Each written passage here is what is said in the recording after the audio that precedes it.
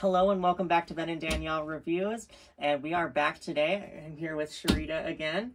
We're on our top 50 games of all time for 2024. Right now we're going to be doing numbers 40 through 31. Yep. Yes. And we got the curls for the girls, yes. And just wanted to quick mention, we have our merch still going on in our merch store. I'll leave the link for that down below. Working on trying to get to Gen Con this year. So any support from that, any of your proceeds will go towards that. Also, Team Sharita merch is now available if you want to see more of her. Show some support for that. Can we put my Cash App up there too? And a Cash App. Okay. And all right, so don't look at me. I went first last time. I know. So, any surprises so far with our top 50 or first 10? Any surprises from my list? From the last time? Yeah. Azul. Azul? Yeah. You didn't expect it on the top 50, or you expected? I expected it like in the top 100, but no. I wasn't sure because sure. I don't even know if we played Azul together. I think you showed me and Camila and like Franklin and all them. I think you showed us how to play it, but I've never played it with you, so I didn't know you had like a big love interest in it. Yeah, that's a game that's dropped a little bit for me, but it used to be one of my go-tos for sure. But I'm glad that it's getting love through y'all now. Mm-hmm. And that's okay. And not every game stays in your top 50 throughout its lifetime, but it's still getting loved. It's still getting played. I know the Dice Tower did their top 100 games, and they did the People's Choice top 100, and Azul was really high up there. Oh, really? Yeah. I just thought of something, but I don't know if I should say it. Okay. Yeah, some people's, when you were going to say top 50 changes, I was thinking of not for Mark. Wow. Yeah. So we have a guy, Mark, who comes in. He plays the same like 3-4 games. Mm-hmm. He's a nice guy. Nice guy. Yeah, but you're gonna play the same games over and over, and it's always gonna be Euro style, which they're cool. You got a lot of strategy in there, and you can. It's definitely a genre where you can get better with every play because there's not much luck involved in the game. It's all just strategy.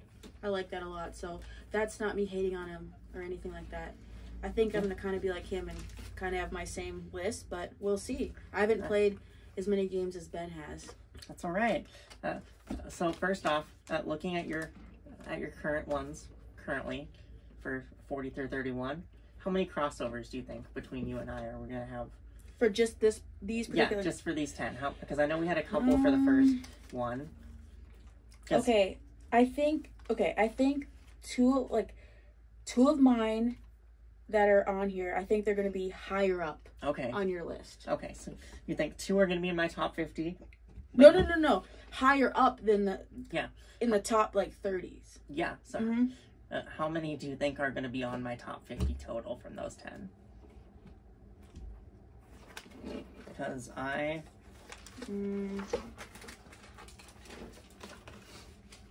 going to have 6 or 7. 6 or 7. Okay.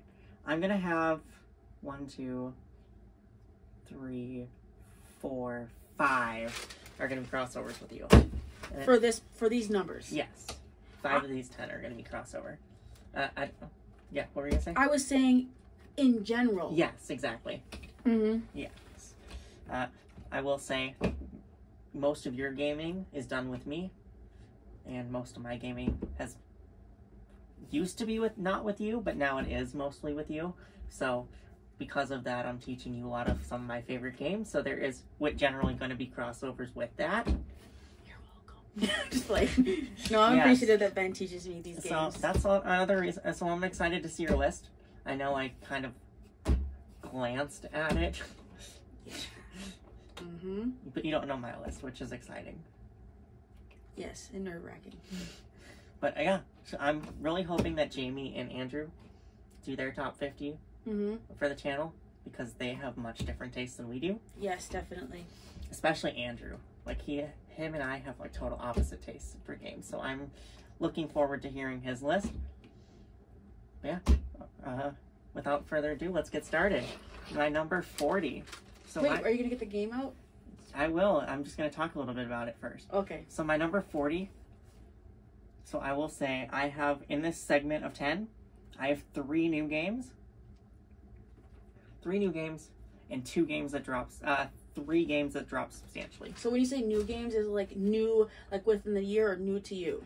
New within the year to me, yes. But new to like everyone too? Like it just, the game came out like this year or something? Or like, I should say like 2023? There's one 2022 game. Okay, but they're pretty recent. 2 2022 games. Mm-hmm. One old one from like 10 years ago. And another one from like within the last 5 years. Okay. I will say to everyone that's watching, we don't play as many like brand new releases of games. You and I, we kind of wait a year for a game because I can't get everything. And I can't really try and beat the crowds to get every single game. If we go to Gen Con. That's Gen Con. We're going to get a lot of games there. Mm-hmm. So I'm definitely looking forward to that. But yes, so my number 40 was number 28 last year. The year before that, it was number 14.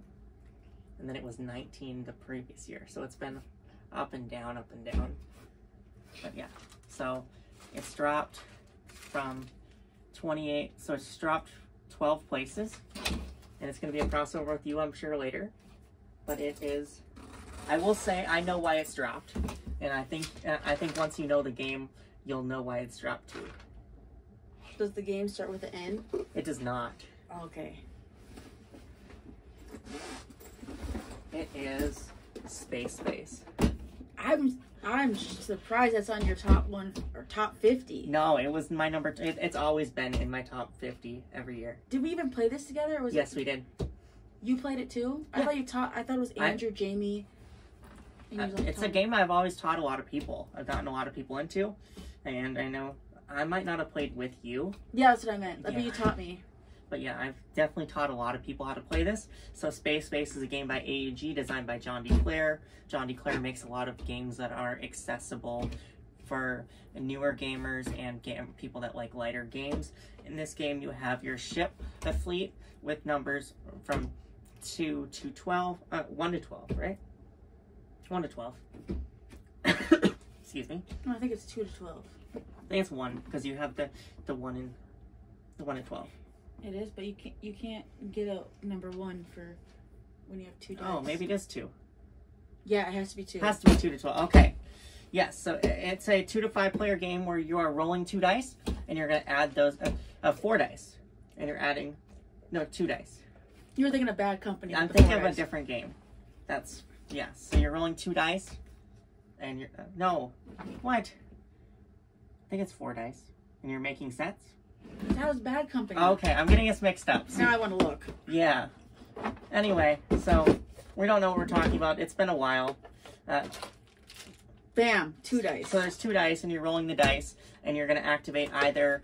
You're going to activate the 2 dice separately. So if you get a 1 and a 6, you can activate 1 and 6. So quadrants 1 and 6 on your ship fleet, or you can combine the number together to get a 7 and activate that number. And the higher numbers are going to have greater values, but you can also do the 2 lower numbers and get 2 effects instead of 1. Mm-hmm. And then also has this cool thing. In fact, you get to buy a card every turn, but the economy system, when you buy a card, you have to spend all of your money. Mm-hmm. Even if so say you have 5 currency and something that you want to buy costs 4, that 5th currency, you just lose that credit. So if you don't use it, you lose it. Yes, but whatever you buy, so if it goes in a sector number 4, you're going to put it in sector number 4, but then the other one that was in sector 4 already is going to go in underneath your board, kind of tucked in, and that's going to activate when your opponent activates a number 4.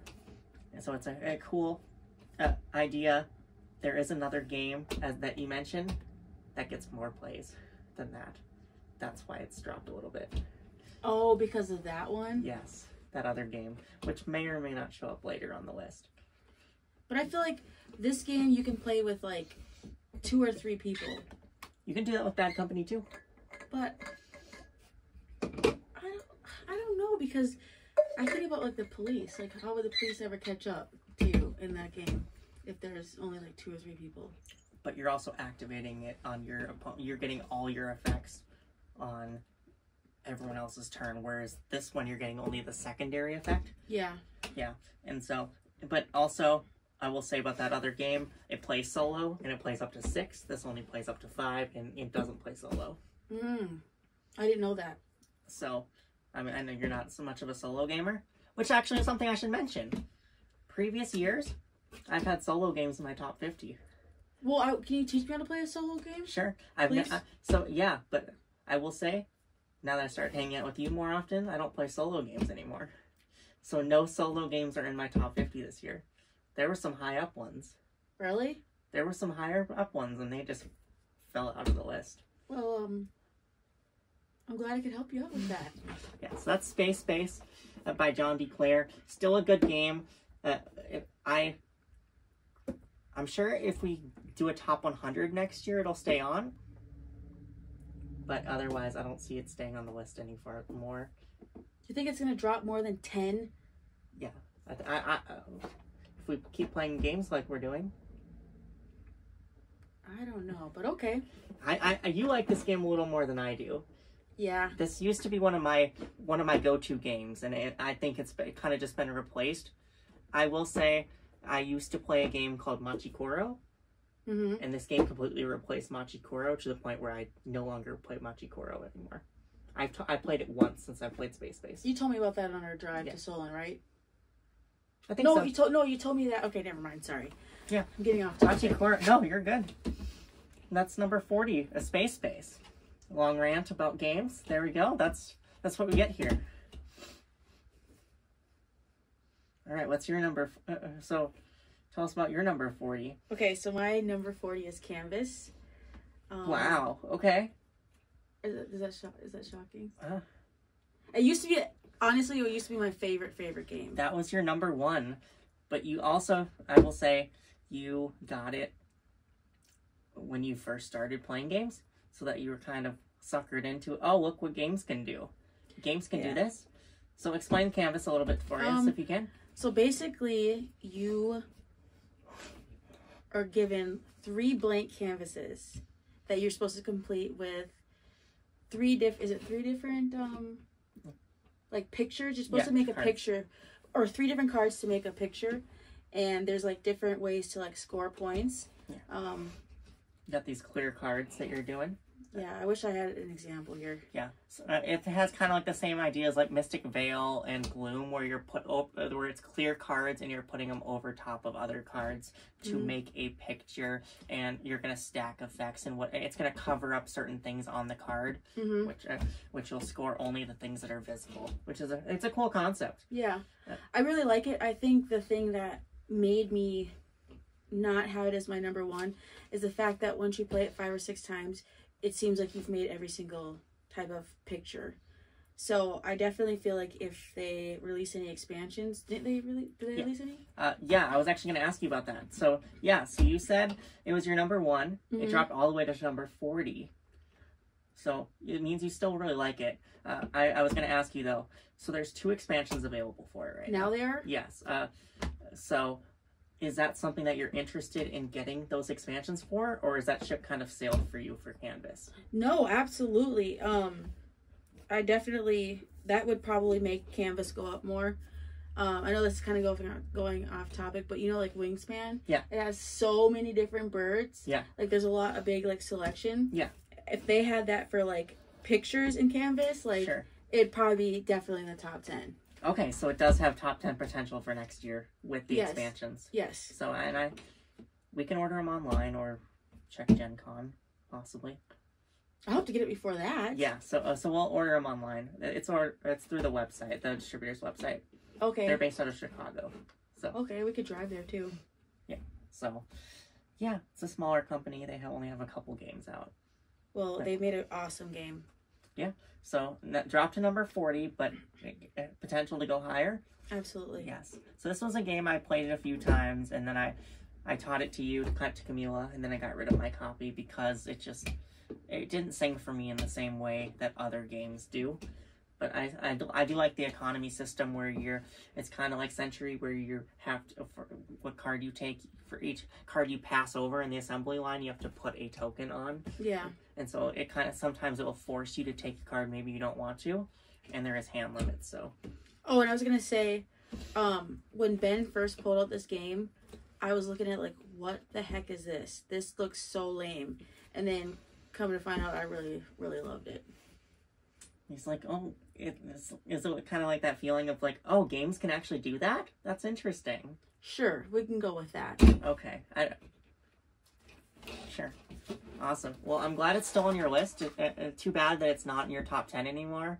It did about what I expected it to, but it's still kind of surprising, like, because you used to, like, boast about this game nonstop when you first started. I know, but all the cards, like, it doesn't have a big selection of cards to make different paintings. That's okay. No, that I think it's at a healthy spot right there. I want to see what it does in future years, though, if it stays in your top 50 or if it does get played, because it's still in your collection.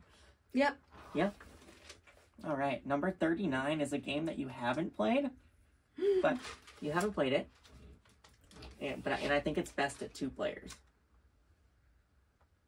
So what's your excuse for us not playing it? I'm just kidding. It's kind of long, and I'm not good at teaching it, and Jamie taught it to us. We played it at 4, and it was super long. But you know your old phrase, the drier the better? The drier the better. This game is super dry. Oh, I'd probably love it. Yeah. And it's called the Castles of Burgundy. It's hard for me to explain, but you're rolling dice and you are collecting these different tiles. There's this cool mechanic in which so there's different types of buildings. There are farms where you can get different types of animals like sheep, cows, and pigs. It looks like Catan. Yeah, it is very much like Catan, like the look-wise. Mm-hmm. And this thing is packed full, so it's not staying closed very well. But yeah, there's different types of buildings. There's the castle.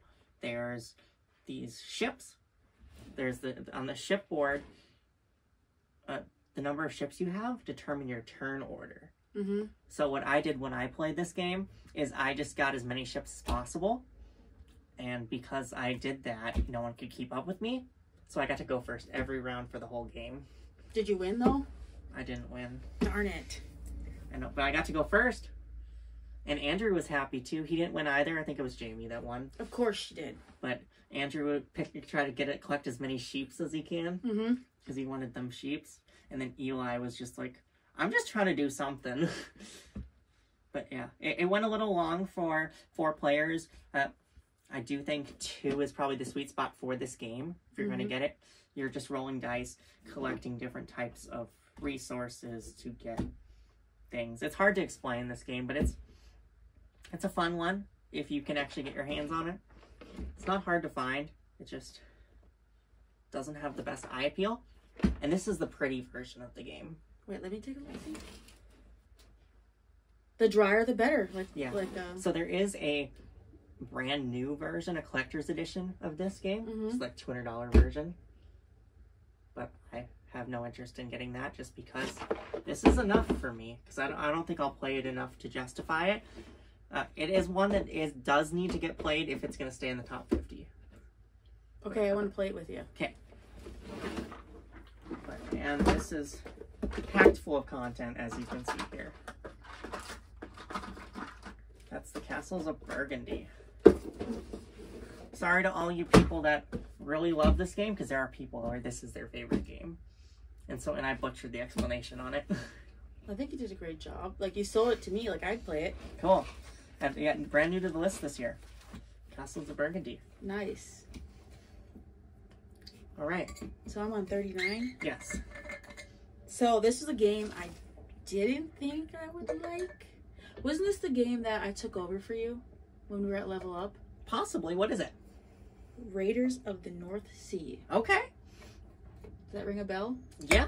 Raiders of the North Sea. We also played it by the 2 of us as well after you got your own copy. Because you actually got a good deal on a copy. Yeah, it was like on Amazon or like Yeah. What was it, Prime Days or something? Yeah, you got like the retail version or the new version, like the Viking edition of it. Like $17, $16. Yeah, like it was that. really. So I'm starting to learn that I like games that are worker placement games. Yeah. And I like this game because you get to like conquer like a ship. Like what is it? Like what do we call it? Raiding? Like raiding. Yeah, it's in the title. Thank you. Maybe I need to borrow your glasses so I can see. Yeah. Yeah. As you were saying. Yeah, so Raiders of the North Sea is a worker placement game where you are managing your own crew of Viking raiders, and you are going to hire them by paying silver to hire them. You are going to be building up your crew. You are going to be collecting these provisions and gold to pay your crew to help you go on raids. Those raids are going to get you resources, and you're going to be turning them in to the market for points. And you play until a certain number of outposts have been raided, or until the stack of offering tiles are gone. And it's got this cool mechanic of where you're taking one worker and doing the action, and then you're taking a second worker back. That's going to be your worker for the next round, and you're going to get that action on that space as well. So what do you like about that game, now that I mentioned everything about it? I like that you collect resources, and don't we use dice in there too, don't we? Yes. To see if our characters are like stronger in certain raids. Yep. So I like that aspect of it too, because it's not necessarily all strategy. Like it's luck involved with how good you are at rolling dice. Yeah. Also, there's the Valkyrie, which you can collect. They're the little like black skull tokens that you can get, and every time you collect one of your crew member dies. Yep. But also it's an honorable death, and so the more crew members you had die, that's gonna be victory points at the end of the game. Every time I play with Eli, I always do that strategy because he's so afraid to let his crew get killed that I just let my crew just get killed, so I get that extra 30-point boost at the end of the game, which just always sets me above. That's a good strategy. Now I know how to play against you. I do it with Eli because it just makes him cringe every time, and it's funny. Sorry, Eli. Sorry, Eli. Eli gets all the punishment. Yeah, I thought it would be a little higher on your list, but maybe you just like other worker placement games better. Yep. Possibly. Yep. Or just need to play it more. Yep. Yes. All of the above. All the above. All of the above. All right. It's a good game though. It is. All right. My number 38 is a game that won't be on your list. I also don't have it with me. Okay. What is it? It was number 16 last year, so it's fallen 22 places. Before that, it was number 11. That's good math. And then it was 11 the year before that. So it missed my top 10 by one the first 2 years, and then it was number 16 last year. I'm dying to find out what it is. It is Calico. Oh. Yes. So Calico. I don't have it here because it's actually at your house. It is? I think so. Yeah. I thought I gave it back. No. And you don't even like this game. That was for Glow, when Glow was staying with me. Yeah. So Calico is a game by Flat Out Games and AEG. It is a game in which you have your own personal quilt board, and you are building up your own quilt, and you are trying to match goals to put different colors and patterns, because there's going to be hexagon tiles that have different colors and patterns, and you are placing them in your quilt to accomplish different goals. If you get 3 of the same color touching each other, you get buttons, and if you get a certain number of different patterns touching each other, you'll get cats to come lay on your quilt. And it's very, I guess, the more turns into the game it is, the less options of things you have to do. So I personally find it relaxing. I know you don't really care too much for it. Well, you give me like Catman vibes, so maybe that's why. I'm not big into cats. I'm also allergic to it, and so sure. Allergic to them, I should say. But you didn't care for the puzzly aspect of it. You just like, yeah. I know people, when it comes to Calico versus Cascadia, it's they from the same company, and they came out a year apart from each other. They're compared heavily, and people always have their favorite between Calico and Cascadia. And I know you're on the Cascadia side of that. Yeah, I like feral animals more. Yeah, and so, but I always like the puzzly aspect of Calico. Will it stay in my top 50? I don't know, but it's dropped a lot just because a lot of people that I play games with, they don't like this game, so it doesn't get played, and I haven't been playing solo games lately. So I ruined it for you. No, not you. It's everyone. Oh, okay. Yeah, I can't give you all the blame. That's not Darn fair. it. But Glow likes this game more than Cascadia. Well, she's a cat lady, for sure. Also likes the puzzly aspect of it, yeah. I think. More so than you do. That's okay, though. It's not... It never hit my top 10, sadly. But it came really close. I don't feel that bad, but... All right. Okay, so the next game is That's Pretty... Or my 38. That's Pretty Clever. Okay, so That's Pretty Clever. That is a roll and write. Yeah. I don't know why it's called that. I don't know. I just really like it. I tend to like games that are like roll and write and that have different like aspects with like numbers. I don't really know how to explain it. So yeah, it's a roll and write game where you have different colored dice, and you're going to get to take 3 dice one at a time, and you're going to, if each color is going to have a specific sort of like mini game that you're playing with it. You're going to be crossing off different writing numbers on a spot, and you're just trying to get points from different things, and you get a bunch of different rewards for doing different mini games. And those rewards can combo into, I get this reward, which will let me X off this thing, which that will let me complete this row, which gives me this reward, which goes in a different section. That gives me a reward. Or you have to do multiplication on there. I don't know. I like anything to do with math. Yeah. I don't know. I love numbers so much, and I think that's why I can't give you a really in-depth reason why, besides I love math and numbers and stuff like that. Sure. And yeah, and I don't think that's going to be your highest Wolfgang Warsch game, is it? My highest what? Wolfgang Warsch, designer. Think you maybe possibly have a higher one? Sure. Maybe. Is it the one that starts with the R? No. Oh, okay. I'm way off then. It was on my list already.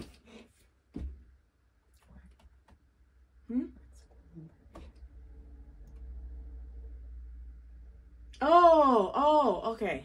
Gotcha. Possibly? Yeah. Possibly. Okay. But, I thought you were talking about roll and write games. That's why I said the other one. Oh, no. You have that's probably not going to be your highest roll and write either. Okay. Yeah. That's fair. Because I think you have another one probably higher, I'm sure. Another roll and write higher than this? Oh, yeah. I thought you were talking about the other one. Sorry.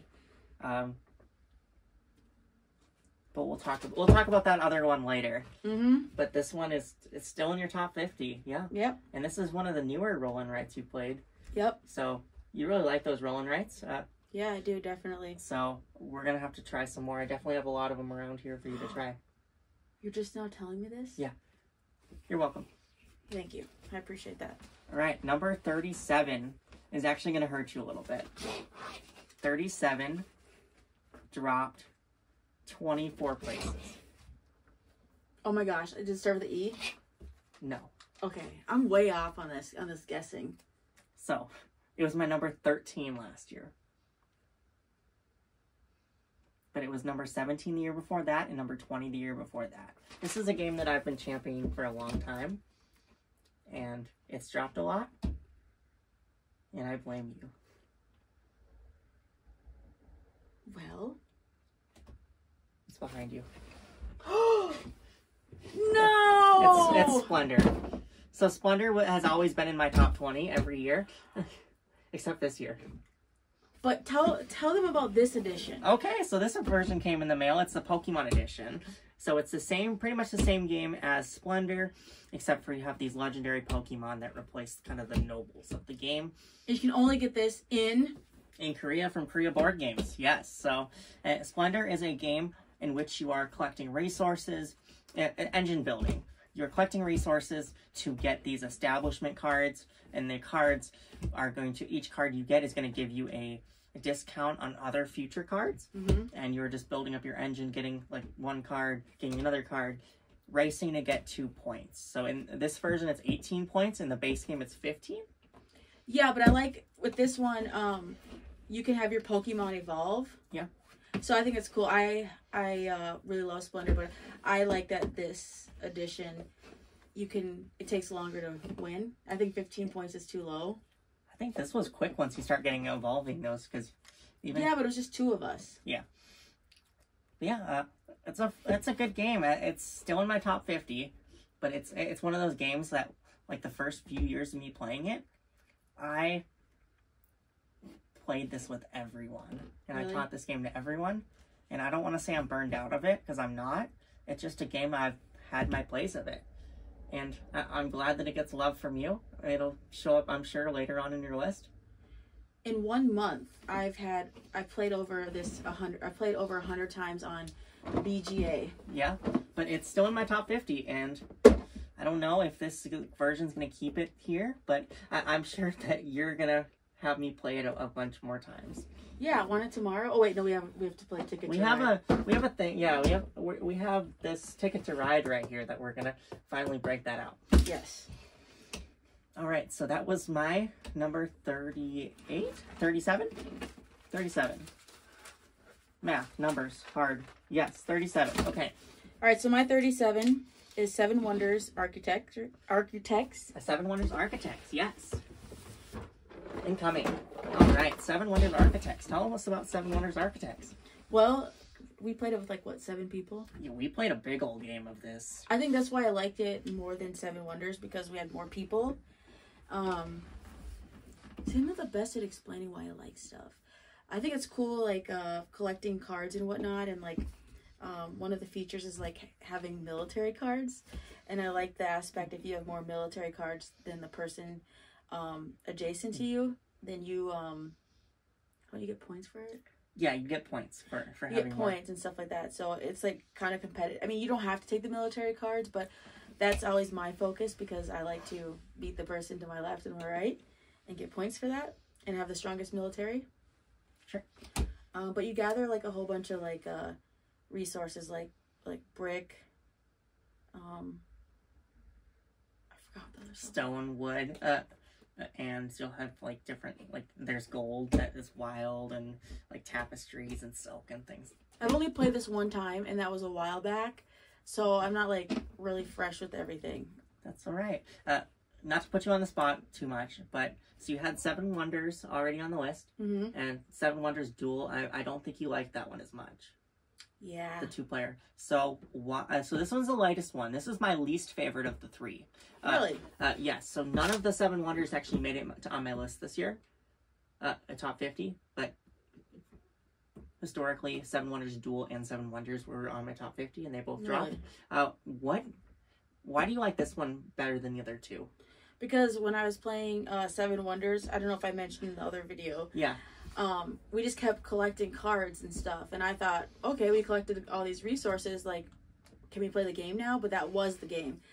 I don't know. I think maybe the group of people I played it with made it enjoyable, and I like the fact that you can get cards from, isn't it either the middle or cards to your left or cards to your right? There's, like, piles and stuff, and so I like that variety instead of just going around passing cards. Like, yeah. So do you think you like the more open drafting versus the closed drafting? Open. Yeah, I like the open drafting. Whereas you're restricted to only the cards that are available, like, in everyone's hands, whereas this is open to all the cards in the game.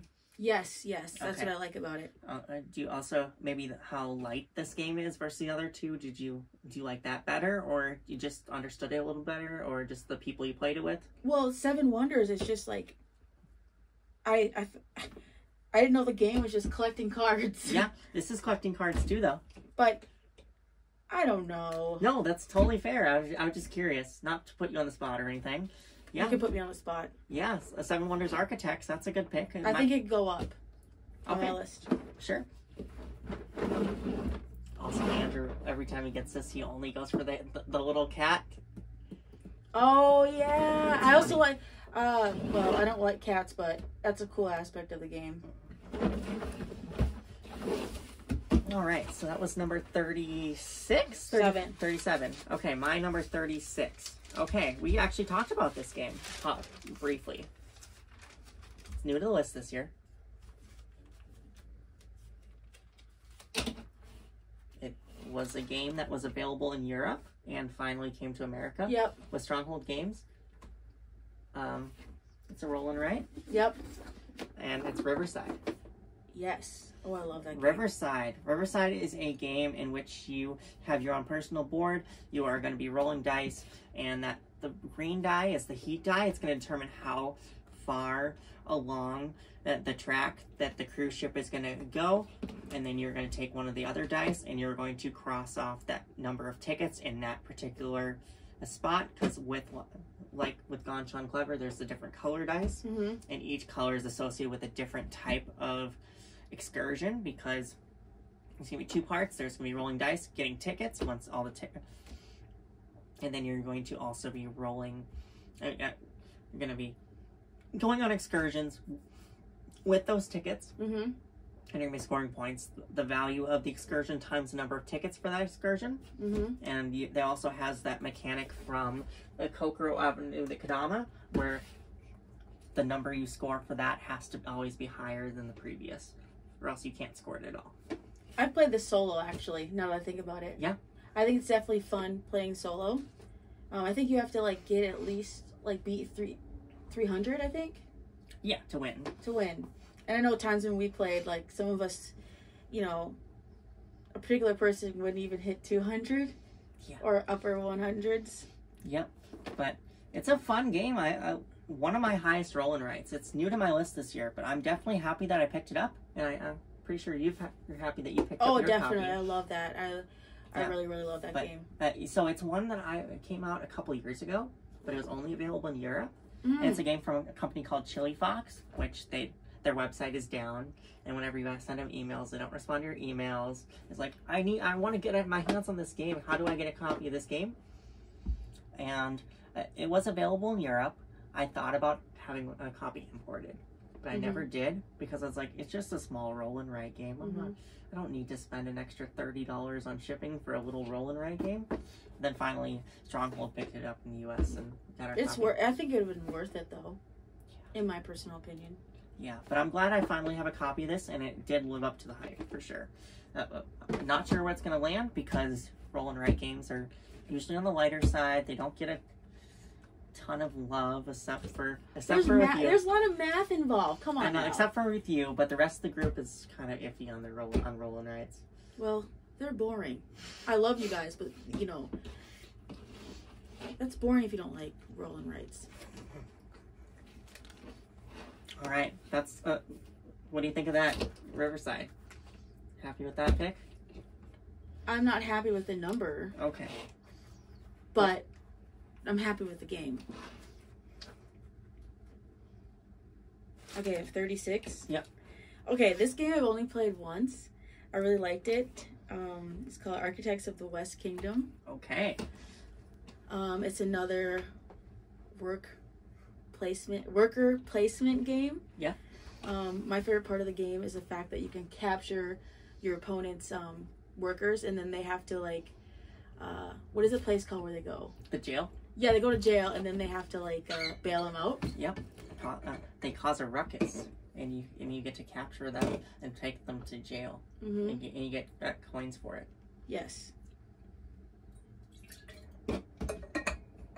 So yeah, so that's another Sean Phillips game by Garfield Games. So you had Raiders of the North Sea, and Architects of the West Kingdom is pretty close to it. What do you like about Architects of the West Kingdom that you think it does a little better? The jail aspect, definitely. Okay. Yeah. And you have more workers. Yeah. Where in Raiders of the North Sea, didn't you only have 2? You only have 1 worker. But then, you only have 1? You only have 1 worker, but you're taking a worker, or you're placing a worker, taking another worker. Yeah, that's what I meant. Yeah. So you're getting 2 actions, so you're getting more actions per turn, but you only have 1 worker. So in Architects of the West Kingdom, you get a lot more workers, and it's kind of you can place all your workers if you want to, and then you have no more moves, or you can, not place all of your workers and save it for later for somebody to arrest you and put you in jail. Yeah, it's a good game. Usually with those two games, I kind of pick one. I mean, I have them both. I usually put them on both my lists, but they're usually really close to each other. And so, same with you. Yeah, but this one made me, this definitely made Rage of the North Sea go down a little bit. Okay, interesting. So, with mine, I don't consider them necessarily being, like, knocking the other one down. But I would, I don't know. If I had to pick one, I would. If there was only one of them that exists, I'm sure there's a case for it being higher up on my list than it is. But yeah, it's a really good game. Might be on my list later. Architects of the West Kingdom. Good choice. 35? 35. Have I played 35? You have played 35. I don't know if it's on your list. You do own it, though. Start with M? It does not start with M. I'm going to stop guessing, because I'm so off when it comes to the letters. It was my number 59 last year, so it did not make my top 50. So it's first year in the top 50. It's a 2-player game. It's a 2-player only game, and it's about trading. And that is Jaipur. Oh, yeah. Jaipur. Remember this game? Yeah, I need to play it. I need to play it. All right. Again. So Jaipur is a sort of like a resource, like goods trading game where you are collecting different types of goods and you're trading them to the market for points. You can, the more points you, the more you get, the better your bonus is going to be. And also, it's first come, first serve. So the first person to sell a particular type of good is going to get more points than the person selling it later on in the round. And it's a best 2 out of 3 is how it's played. And so whoever wins 2 rounds first wins the game. And points can get pretty close. Like numbers can be like 62 to like 59. And I've had scores like that before. And also the aspect of the camels. Yeah, I was hoping you would bring the camels up, because that's the best part. Camels. So it's kind of like a tug and pull, a push and pull thing where you don't want to take too many camels, because when you take camels, you have to take all the camels. And when you take camels, the row automatically refills, so it's a row of 5. And say you take 4 camels, that's 4 cards your opponents can possibly get that they could potentially need. I like getting the camels. The camels are fun. Because you can trade them later. You can trade the camels, yes. And you also can keep the camels to get points. But it's not always the best strategy, but sometimes it works. It did work for me. Yeah, Jaipur, it's a fun little 2-player game. Very dry theme, but it's mechanically pretty sound. I know Mark played it at the shop while you were... Oh, yeah, today with Stephanie. Yeah. All right, that is Jaipur. New to my list this year, but not new to me. Okay, so my next one, 35, is the Grand Carnival. Isn't this one out of print now? It is, yes. It's right behind you there. Do you want to grab it? Which makes me kind of sad, because I really enjoyed this game. Yeah, Grand Carnival. Tell us a little bit about it, if you could, please. if you could. If I can remember. You know? I like those types of games where you like place different like tiles to like make your carnival and stuff like that. I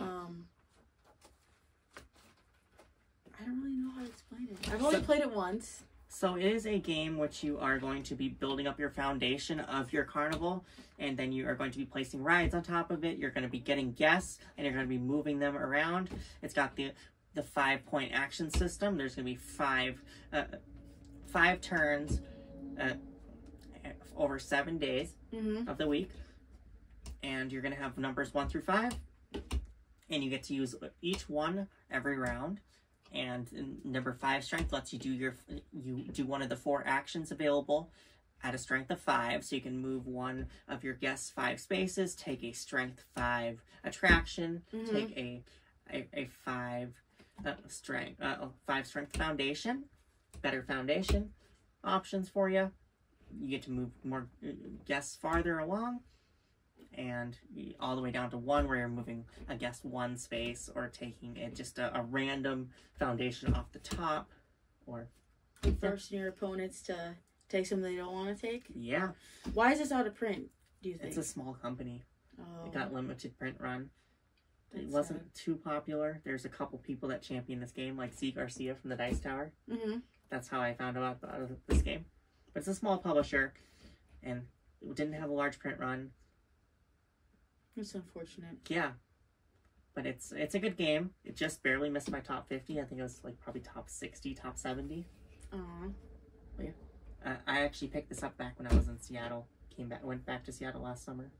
Oh, okay. So they had a used copy at the game store. I picked it up. Nice. Yeah.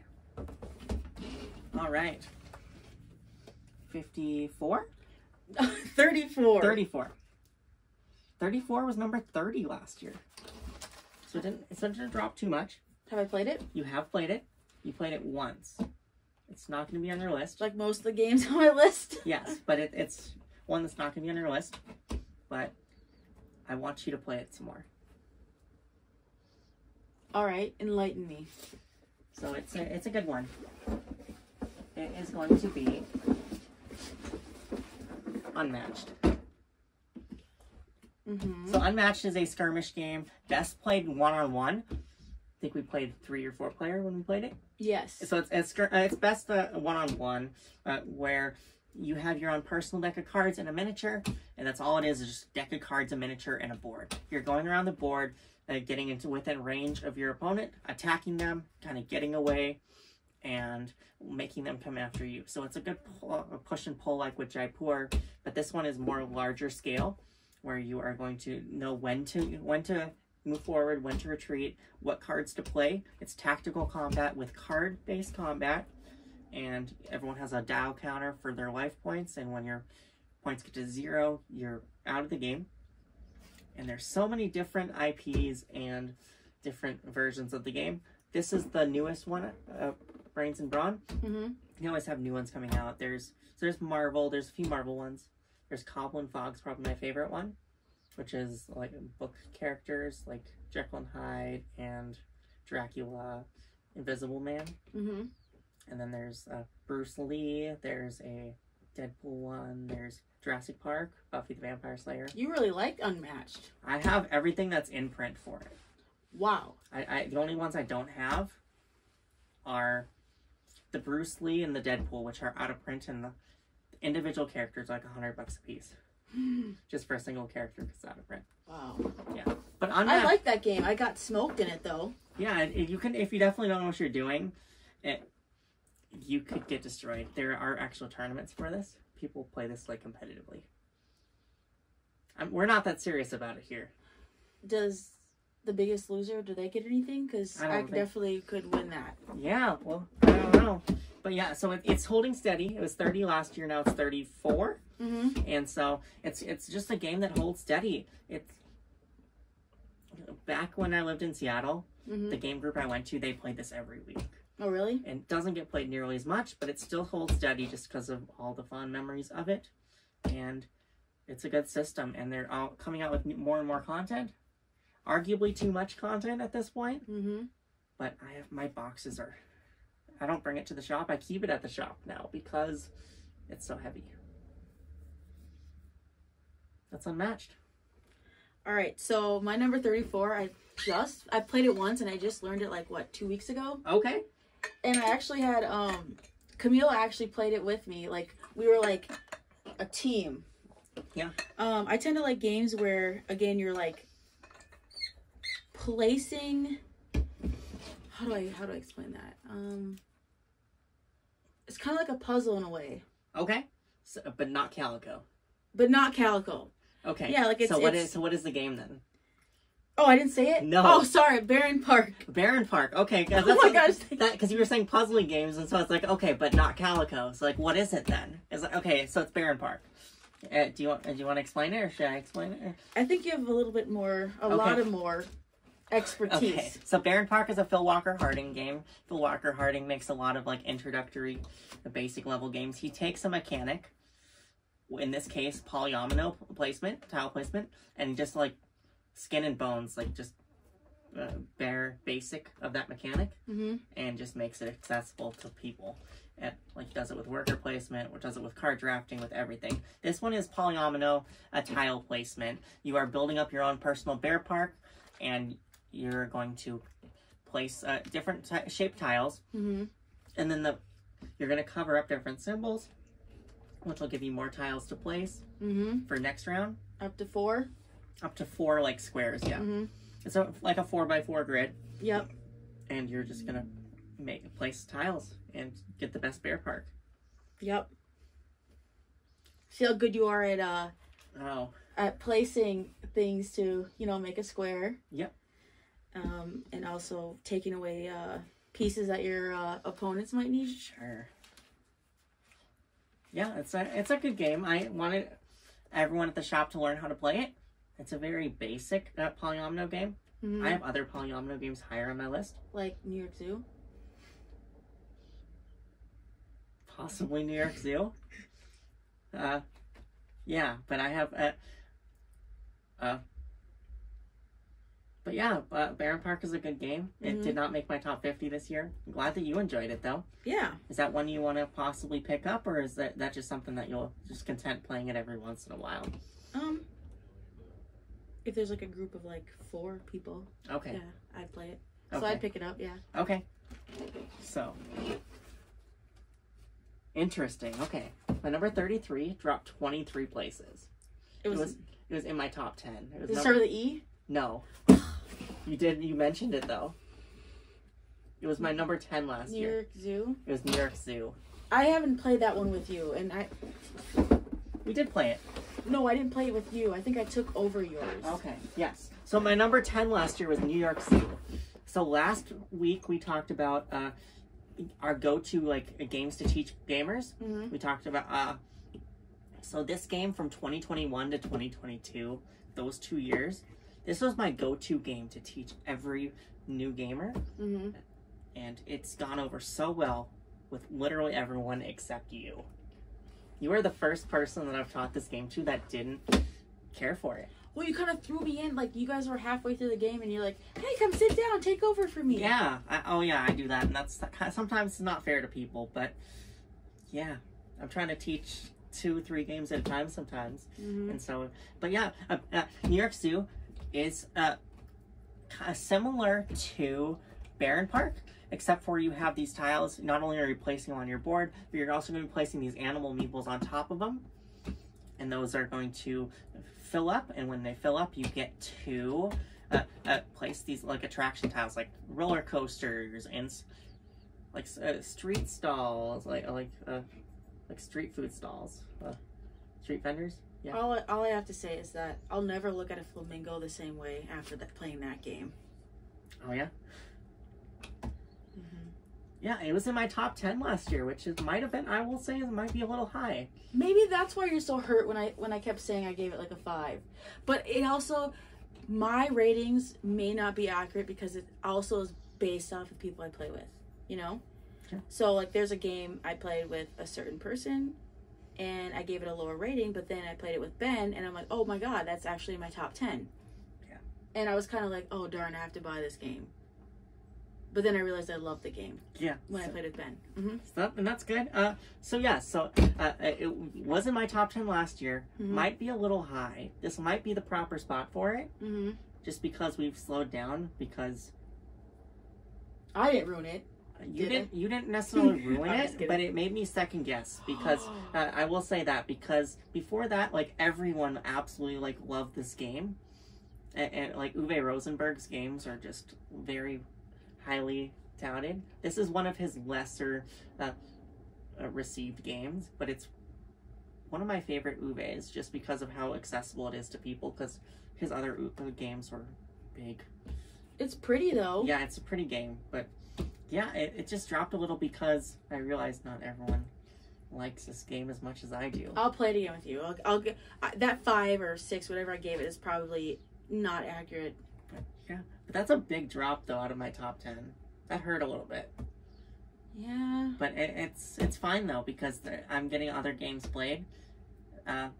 This was my highest polyomino game last year. It's not my highest this year. Okay. This next one I'm gonna butcher. Okay. Okay, so we just played this, what, a couple weeks ago? Yeah. And then we played it like a few days after we played it. Yeah. So we played it twice. It's called Earth. Wow. Okay. So I was expecting this to be top 20 for sure. If you were to ask me, like, what's in your top 20, I would say Earth would be in your top 20 for sure. But really? No, 33. Interesting. Okay. So Earth is a game. You get different actions that you're going to choose which action you're going to do. You have 5 options of things to do. 4 or 5? Something like that?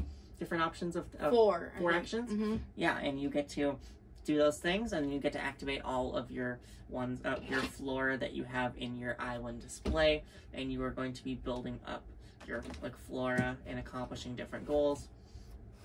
It's a medium weight sort of nature themed game. I tend to like that. I really like. Now I'm noticing I like games where, like, for instance, you get to start off with an island, right? And it'll give you specific facts about the island. And so I like the fact that, you know, we're doing all this, like, building up nature stuff, but I also like that you're learning at the same time. So, and it's definitely very pretty. Yeah. And this might be one of your only 2023 games on your list. Really? Maybe. I know it's... Not even this one? Yeah, that one too. Yeah, but one of a few of them. Yeah, Earth is a really good game. It's a lot of people's favorite game of 2023. I think it has potential to go up. Yeah, I thought that would be top 20, but hey, 13 spots down from that. That's cool. It's a really good game. We'll have to... I would pick up a copy. Yeah, we got a copy at the shop if you ever want it / need it. But yeah, it's definitely a good game. I highly recommend it if you're into those sort of medium weight nature games. It's a little heavier than other nature games you've played. Definitely. But definitely worth it. So, 32? Yep. New to my list this year. Have I played it? You have played it. Is it behind me? It is not. I think it's in the bag. Okay. But... what's in the bag, Mary Poppins? So, I don't know if you said it yet or not. Well, I'll let you know if I said it. If I remember, I have the attention span of a goldfish. It should be in your top 50. Oh! Nidavellir. So Nidavellir, I'm butchering that right. It is I guess you're building up a faction, you're collecting dwarves. The theme doesn't really matter for the game. Would you agree? The theme doesn't matter. You're bidding on cards. You got these coins. It's got a cool coin building system where you're like increasing your coin values to make them higher. And there's an auction style to it, but the auctions only matter for turn order. You don't have to actually pay anything when you win the auctions, which is a cool thing. It just determines turn order, and so hey, I'm gonna prioritize going first on this particular one versus the other one. And you're building up your factions of dwarves. There's 5 different types of dwarves. Each one scores differently. And when you collect a set of all 5 of one of each color, you get a special a kind of dwarf, which is a prestigious hero. And you get to, and that is going to give you a special power as well. Well, remember when we played this game, you said now, if somebody is able to collect 15 of the purple cards, that means we really weren't paying attention, right? Yeah. Did you say that? Yeah, I said that. And of course, Jamie collected 15 of the purple cards. We weren't paying attention. And she won. Yeah. So, but I really like it a lot. This is the game that they sent to you for review? Yes, super big shout out to Hachette Publishing. They sent me this game and a couple other games. I definitely have to talk some more about this game because they sent it to us, so we'll have to do a review or something for it. Yeah, and I want to play it some more so I can actually explain. Yes, and they sent us an expansion. There's an expansion in there too. In here right now? Yeah, there's an expansion in there right now. When did you get that? It came with it. We just haven't played it with it yet. Okay, we gotta play it then. Okay. I'm finding all these new things out tonight. Yeah. And that's Nidavellir. Was that on your list yet? Or yep, it's on my list. Somewhere. Okay, but you haven't talked about it yet. That's correct. Okay, so stay tuned for that. So maybe someone likes it a little more than I do for some reason. Alright, am I doing 32? 32. Jamaica. Jamaica, okay. I tend to like games that have like some type of like water or nature theme. Sure. Also, you know, my wife is from the Caribbean, so maybe I'm a little bit biased with this game. I like that we have a ship and we can't we steal other people's treasures? Yes, you can land the spots where opponents are at. Should I explain it? I think that's it. Yeah. The racing racing aspect. Yeah, I like pirates and stuff like that too. Yeah, it's a racing game where you have your ship and you're racing around the island of Jamaica, and you get points based on where you're at. Also, you want to collect gold because whoever has the most gold at the end of the game wins. Mm-hmm. And I've only played that once. Yeah, it's a fun game. Mm-hmm. It's a very light and it's a cool card play where you're rolling 2 dice and you have a day and a night action. Mm-hmm. I like that part about it too. Yeah, it's a good game. I don't think it made my top 50 this year. I don't think so. It might have just missed it. Oh, that's unfortunate. Yeah, but it's one I enjoy.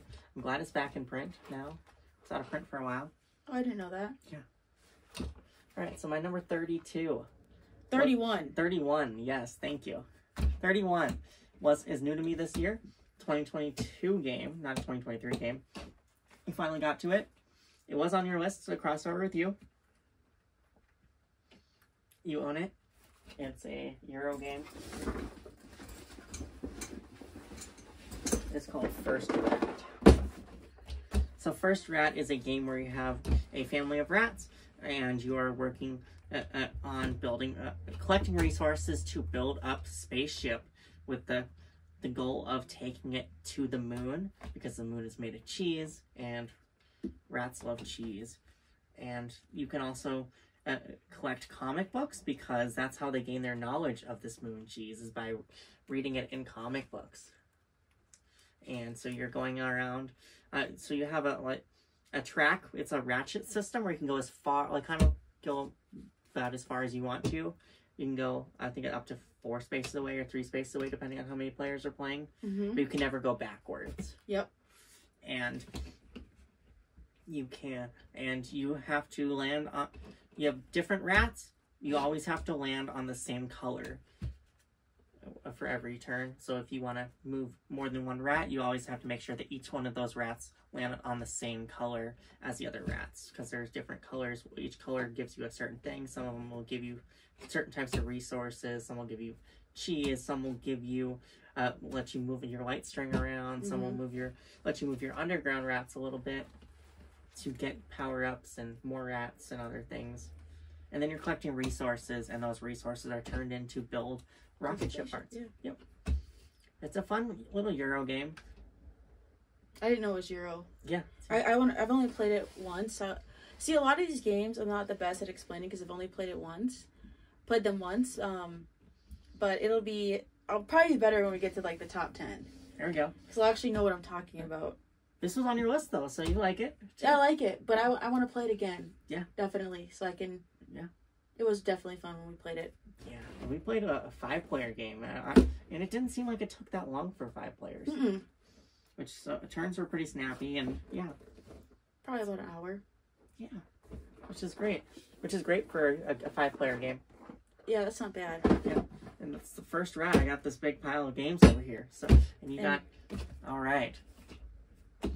Right, number 31. Okay, did this one make your list? Okay, what is it?